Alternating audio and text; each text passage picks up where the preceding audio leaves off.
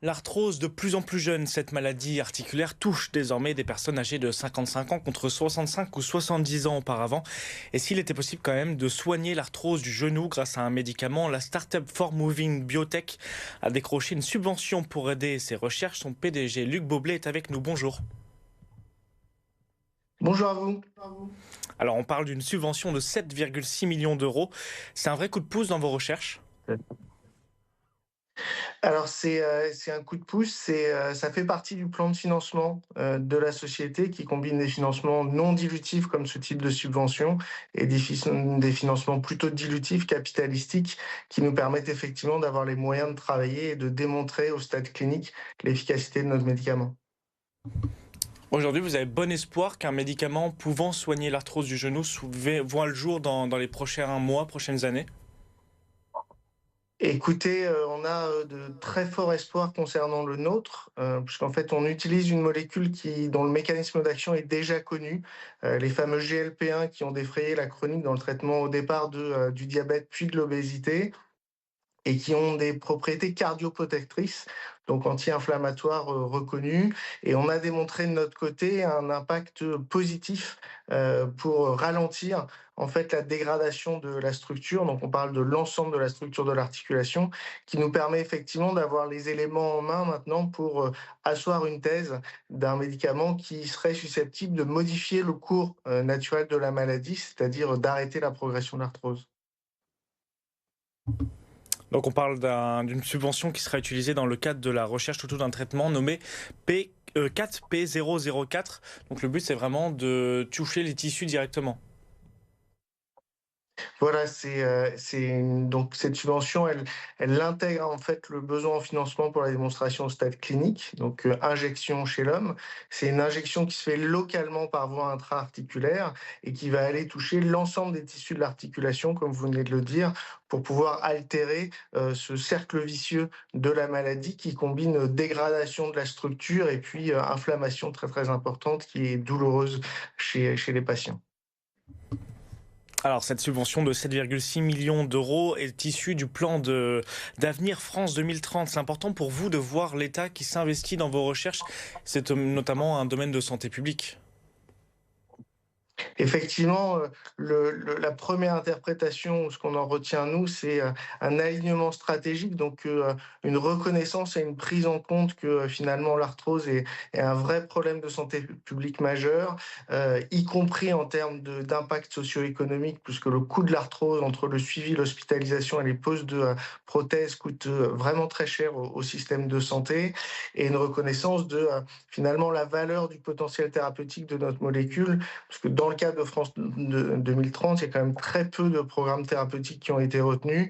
Donc le fait que le nôtre ait été sélectionné, effectivement, c'est une reconnaissance et quelque part une validation externe importante, puisque le parcours de sélection est un vrai parcours du combattant avec de nombreux jurys, de nombreuses expertises, que ce soit scientifiques, techniques de l'État ou d'experts indépendants. Donc c'est aussi une validation externe pour l'ensemble de nos actionnaires, investisseurs et futurs partenaires de la qualité de notre travail.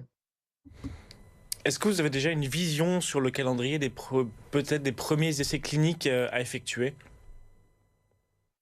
Alors là, on est déjà en clinique sur cette première phase qu'on appelle 2A d'efficacité, qui sera suivie avec, une phase, qu'on appelle 2B, de confirmation de cette démonstration d'efficacité avec d'autres grilles de lecture, et qu'on espère pouvoir être, pivotale, c'est-à-dire, à l'issue de laquelle on imagine pouvoir enregistrer notre médicament. On a déjà eu, des accords de principe des agences américaines et européennes dans ce contexte-là, sur cette stratégie de 2 phases cliniques pour l'enregistrement, avec des perspectives, de mise sur le marché, qui sont des perspectives, en tout cas des hypothèses de travail. Luc Boblet, vous êtes le PDG de la Formovin Biotech.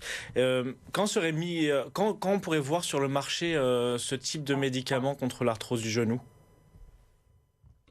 Donc, nos hypothèses à l'heure actuelle, avec cet enchaînement justement de 2 phases cliniques, nous permet d'envisager, une mise sur le marché d'ici à 2030 et d'être le premier sur le marché à avoir cette molécule-là. À qui serait destiné en priorité ce médicament des anciens sportifs? On sait que notamment des footballeurs autour de 35 ans sont très vite touchés par de l'arthrose, mais aussi des gens tout simplement dans le domaine public.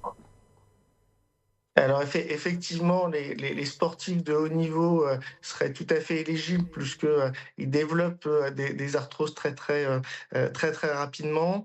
Après pour le grand public, c'est effectivement, la deuxième partie du parcours patient. La première partie étant assez bien traitée par, finalement des anti-inflammatoires classiques.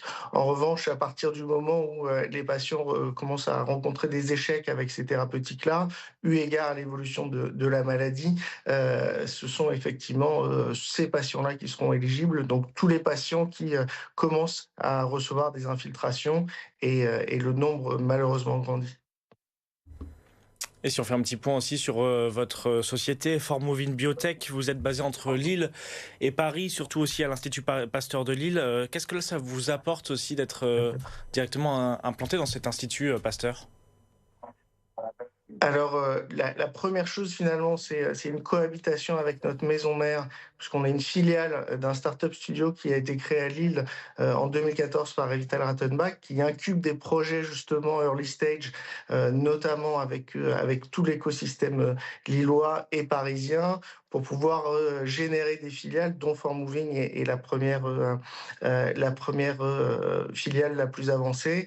Donc il y a cette cohabitation avec la maison mère, l'expertise du réseau de l'Institut Pasteur, avec l'accès effectivement à une expertise et des plateaux techniques, et puis l'écosystème lillois dans son ensemble qui permet effectivement, à la fois d'avoir accès à des soutiens, de financement public avec, une vraie volonté de l'écosystème de booster des startups comme la nôtre, et puis, une qualité, on peut le noter également, une qualité de la formation, des scientifiques qui nous permet de pouvoir, justement recruter et nous développer dans, le meilleur contexte.